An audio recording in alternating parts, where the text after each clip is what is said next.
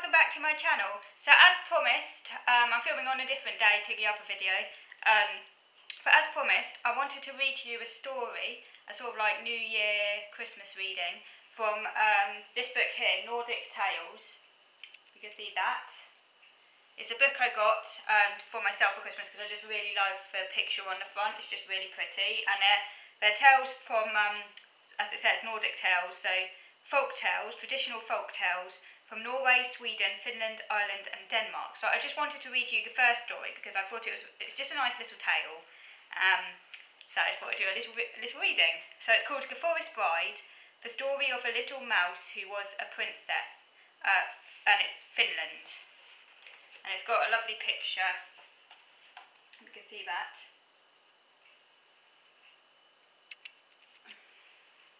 So I'm going to read it to you. There was once a farmer who had 3 sons. One day, when the boys were grown to manhood, he said to them, "My sons, it is high time that you were all married. Tomorrow I wish you to go out in search of brides." "But where shall we go?" the oldest son asked. "I have thought of that, too," the father said. "Do each of you chop down a tree and then take the direction in which the fallen tree points. I'm sure that each of you, if you go far enough in that direction, will find a suitable bride." So the next day, the 3 sons chopped down trees. The oldest son's tree fell pointing north. "That suits me," he said, for he knew that to the north lay a farm where a very pretty girl lived. The tree of the second son, when it fell, pointed south. "That suits me," the second son declared, thinking of a girl that he had often danced with, who lived on a farm to the south. The youngest son's tree, the youngest son's name was Vico, when it fell, pointed straight to the forest. "Ha, ha!" the older brothers laughed. "Vico will have to go courting one of the wolf girls or one of the foxes."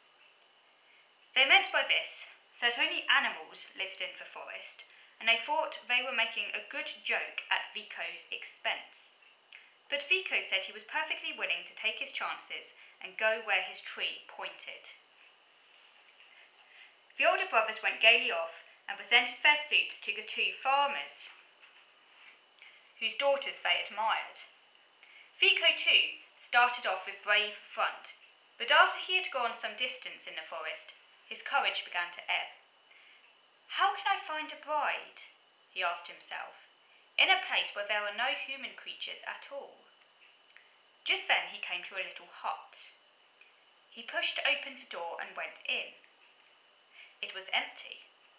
To be sure, there was a little mouse sitting on the table, daintily combing her whiskers, but a mouse, of course, doesn't count. "There's nobody here," Vico said aloud. The little mouse paused in her toilet and, turning towards him, said reproachfully, "Why, Vico, I'm here." "But you don't count, you're only a mouse." "Of course I count," the little mouse declared. "But tell me, what were you hoping to find?" "I was hoping to find a sweetheart." The little mouse questioned him further, and Vico told her the whole story of his brothers and the trees. "The 2 older ones are finding sweethearts easily enough," Vico said, "but I don't see how I can off here in the forest, and it will shame me to have to go home and confess that I alone have failed." "See here, Vico," the little mouse said, "why don't you take me for your sweetheart?" Vico laughed heartily. "But you're only a mouse. Who ever heard of a man having a mouse for a sweetheart?" The mouse shook her little head solemnly. "Take my word for it, Vico, you could do much worse than have me for a sweetheart. Even if I am only a mouse, I can love you and be true to you." She was a dear, dainty little mouse, and as she sat looking up at Vico with her little paws under her chin, and her bright little eyes sparkling, Vico liked her more and more. Then she sang Vico a pretty little song, and the song cheered him so much that he forgot his disappointment at not finding a human sweetheart, and as he left her to go home, he said, "Very well, little mouse, I'll take you for my sweetheart." At that, the mouse made little squeaks of delight as she told him that she'd be true to him and wait for him, no matter how long he was in returning. Well, The older brothers, when they got home, boasted loudly about their sweethearts. "Mine," said the oldest, "has the rosiest, reddest cheeks you ever saw. And mine," the second announced, "has long yellow hair." Vico said nothing. "What's the matter, Vico?" the older brothers asked him, laughing. "Has your sweetheart pretty pointed ears or sharp white teeth?" You see, they were still having a little joke about foxes and wolves. "You needn't laugh," Vico said. "I found a sweetheart. She's a gentle, dainty little thing, gowned in velvet." "Gowned in velvet," echoed the oldest brother with a frown. "Just like a princess," the second brother sneered. "Yes," Vico repeated, "gowned in velvet like a princess. And when she sits up and sings to me, I'm perfectly happy." "Huh," grunted the older brothers, not at all pleased that Vico should have so grand a sweetheart. "Well," said the old farmer after a few days, "now I should like to know what those sweethearts of yours are able to do. Have them each bake me a loaf of bread so that I can see whether they're good housewives." "Mine will be able to bake bread, I'm sure of that," the oldest brother declared boastfully. "So will mine," chorused the second brother. Vico was silent. "What about the princess?" they said with a laugh. "Do you think the princess can bake bread?" "I don't know," Vico answered truthfully. "I'll have to ask her." Of course, he had no reason for supposing that the little mouse could bake bread, and by the time he reached the hut in the forest, he was feeling sad and discouraged. When he pushed open the door, he found the little mouse as before, seated on the table, daintily combing her whiskers. At the sight of Vico, she danced about with delight. "I'm so glad to see you," she squeaked. "I knew you would come back." Then, when she noticed that he was silent, she asked him what was the matter. Vico told her.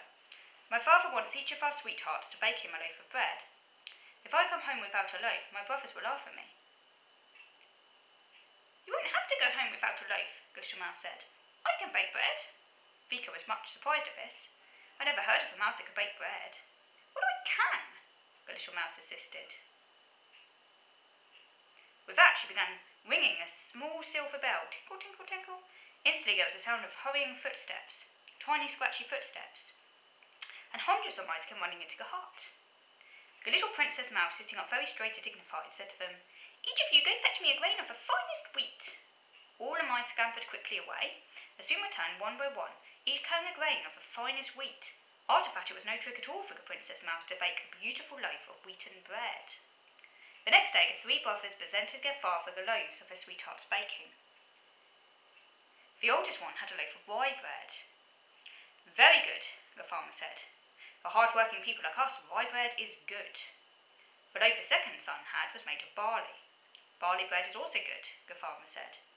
But when Vico presented his loaf of beautiful wheaten bread, his father cried out, "What, white bread? Ah, Vico now must have a sweetheart of wealth." "Of course," the older brother sneered. "Didn't he tell us she was a princess?" "Say, Vico, when a princess wants fine white flour, how does she get it?" Vico answered simply. "She rings a little silver bell, and when her servants come in, she tells them to bring her grains of the finest wheat." At this, the older brothers nearly exploded with envy until their father had to reprove them. There, he said. "Don't grudge the boys good luck. Each girl has baked a loaf she knows how to make, and each in her own way will probably make a good wife. But before you bring them home to me, I want one further test of their skill in housewifery. Let them each send me a sample of their weaving." The older brothers were delighted at this, for they knew that their sweethearts were skillful weavers. "We'll see how her ladyship fares this time," they said, sure in their hearts that Vico's sweetheart, whoever she was, would not put them to shame with her weaving. Vico too had serious doubts of the little mouse's ability at glue. "Who ever heard of a mouse that could weave?" he said to himself as he pushed open the door of the forest hut. "Oh, there you are at last!" the little mouse squeaked joyfully. She reached out her little paws in welcome, and in her excitement she began dancing about on the table. "Are you really glad to see me, little mouse?" Vico asked. "Indeed I am," the mouse declared. "Am I not your sweetheart? I've been waiting for you and waiting, just wishing that you would return. Does your father want something more this time, Vico?" "Yes, and it's something I'm afraid you can't give me, little mouse." "Perhaps I can. Tell me what it is." "It's a sample of your weaving. I don't believe you could weave. I never heard of a mouse that could weave." "Tut, tut," said the mouse. "Of course I can weave. It'd be a strange thing if Vico's sweetheart couldn't weave." She rang a little silver bell. tinkle, tinkle, tinkle, and instantly there was a faint scratch, scratch of 100 little feet as mice came running in from all directions and sat up on their haunches, awaiting their princess's orders. Go, each of you, she said, and get me a fibre of flax, the finest there is. Okay, so I'm going to move on to video number 2 now to carry on reading, so the video doesn't cut out of me. Should we move on to video number 2 of the story?